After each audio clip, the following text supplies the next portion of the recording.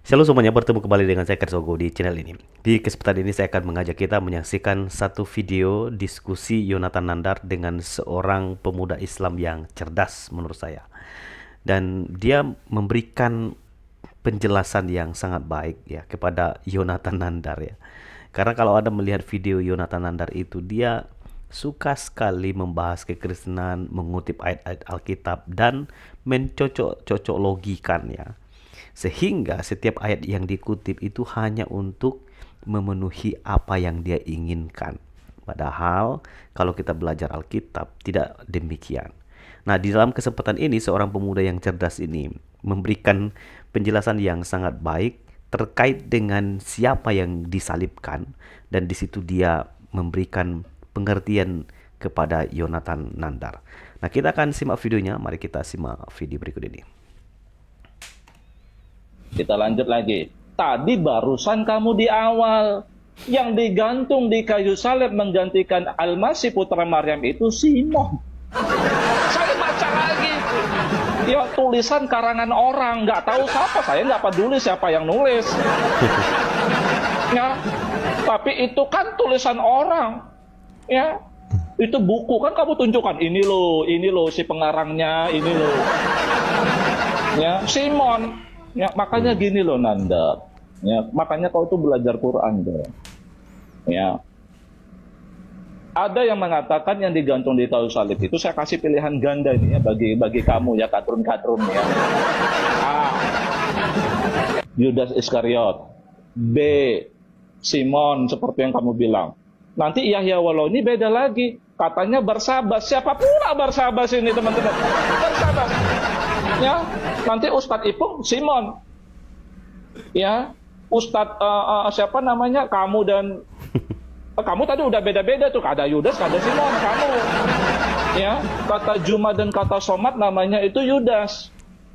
Nanti di kitab tafsir ada sosok oknum murid termuda.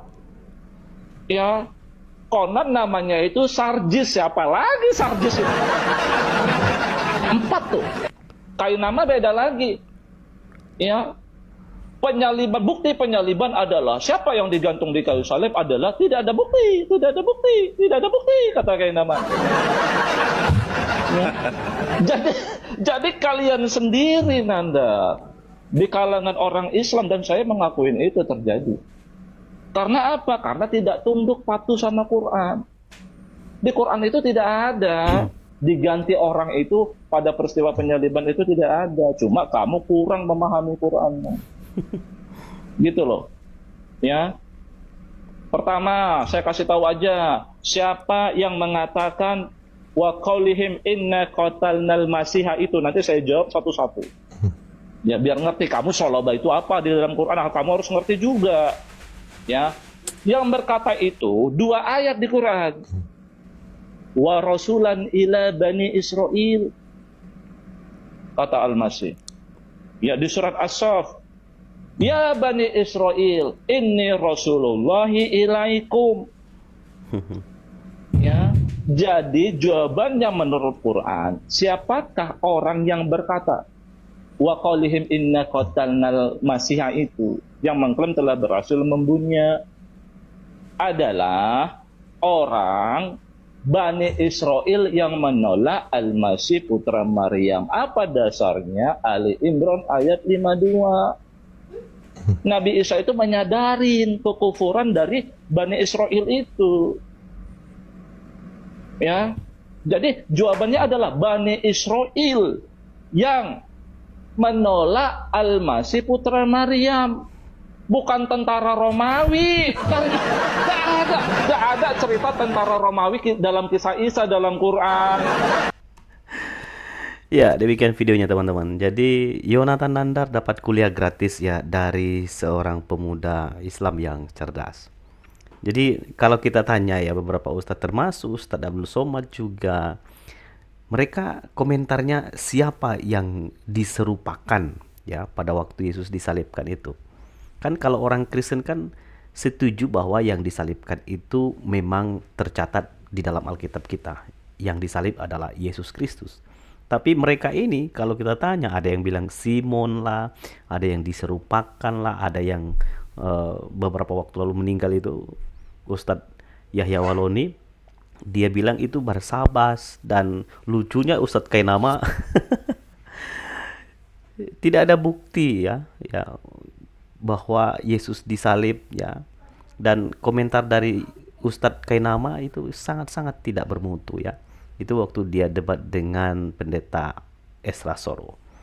Nah, terkait dengan siapa yang disalibkan, di sini Yonatan Nandar dapat pukulan telak sebetulnya. Karena apa? Dia sama sekali tidak mengerti.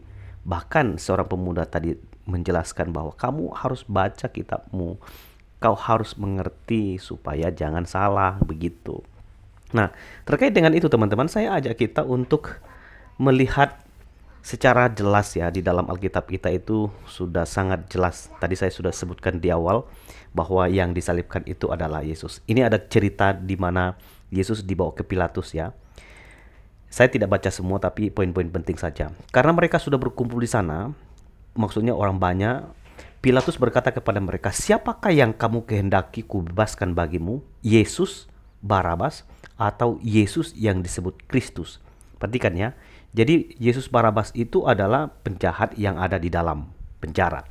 Dan dia menawarkan, siapakah yang kamu kehendaki kubebaskan? Yesus Barabas atau Yesus yang disebut Kristus? Lalu ia memang mengetahui bahwa mereka telah menyerahkan Yesus karena dengki. Ya, karena dengki mereka menyerahkan Yesus untuk disalibkan. Nah, saya baca bagian ayat 23. Katanya, tetapi kejahatan apakah yang telah dilakukannya? Namun mereka makin keras berteriak, ya harus disalibkan.